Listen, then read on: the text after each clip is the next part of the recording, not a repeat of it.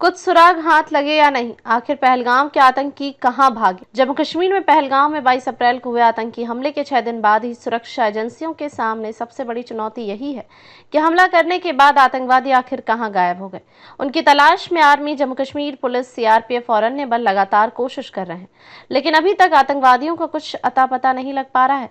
माना जा रहा है कि आतंकी पाकिस्तान नहीं भागे हैं, वह अभी भी जम्मू कश्मीर में ही कहीं लोकल सपोर्ट से छिपे हुए हैं। मामला जांच एजेंसी एनआईए को ट्रांसफर हो गया है। एनआईए ने इस मामले में मृतकों के परिजनों, घायलों और चश्मदीदों से पूछताछ शुरू कर दी है।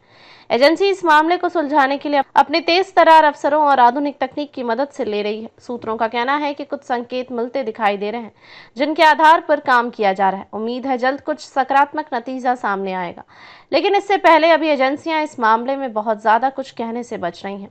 दूसरी तरफ सुरक्षा एजेंसी के एक अधिकारी ने बताया कि इसे चूक कही जाए, लापरवाही या फिर समझ का फेल, लेकिन इतना तो जरूर है कि सुरक्षा में ढिलाई तो हुई ही है।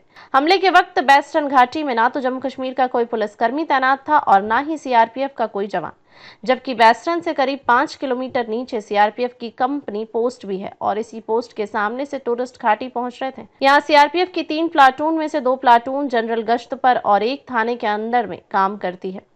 आतंकी हमले के करीब 45 मिनट बाद पुलिस और सीआरपीएफ मौके पर पहुंचे थे। इससे पहले घाटी से नीचे आए खच्चर वाले और टूरिस्टों ने पुलिस को इस बारे में बता देना शुरू कर दिया था। सूत्रों का कहना है कि शुरुआत में एजेंसियों को एकाएक यह विश्वास ही नहीं हुआ कि असल में वेस्टर्न घाटी में इतना बड़ा आतंकी हमला हो गया है।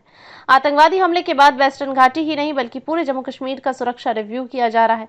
इसमें केंद्र शासित प्रदेश के उन तमाम ऐसे पॉइंट्स पर टूरिस्टों की एक्टिविटी पर रोक लगाने की बात की जा रही है जो एकदम सुनसान और संवेदनशील है, जहां सड़क मार्ग से जाना बेहद मुश्किल है। पर्यटकों की सुरक्षा को ध्यान में रखते हुए ही जम्मू कश्मीर पुलिस भविष्य में राज्य में ऐसे पॉइंट्स पर टूरिस्टों को नहीं जाने देगी जो किसी भी नजरिए से संवेदनशील है। भारत में रह रहे पाकिस्तानी नागरिकों को 27 अप्रैल और मेडिकल वीजा वाले पाकिस्तानियों को 29 अप्रैल तक भारत छोड़ने का आदेश। अधिकारियों का कहना है कि जो भी पाकिस्तानी नागरिक इस तय समय के बाद भी भारत में रहता मिलेगा, उसे पाकिस्तान डिपोर्ट किया जाएगा। इसके लिए संबंधित एफआरआरओ ने अपने अपने राज्यों में रह रहे पाकिस्तानी नागरिकों की लिस्ट संबंधित पुलिस विभाग और अन्य एजेंसियों को शेयर की है। इसके बाद यह पता लग जाएगा कि तय अवधि तक कितने पाकिस्तानी वापस चले गए हैं और कितने पाकिस्तानी नागरिक इसके बाद भारत में ही रह गए, जिन्हें ढूंढकर डिपोर्ट कराना होगा।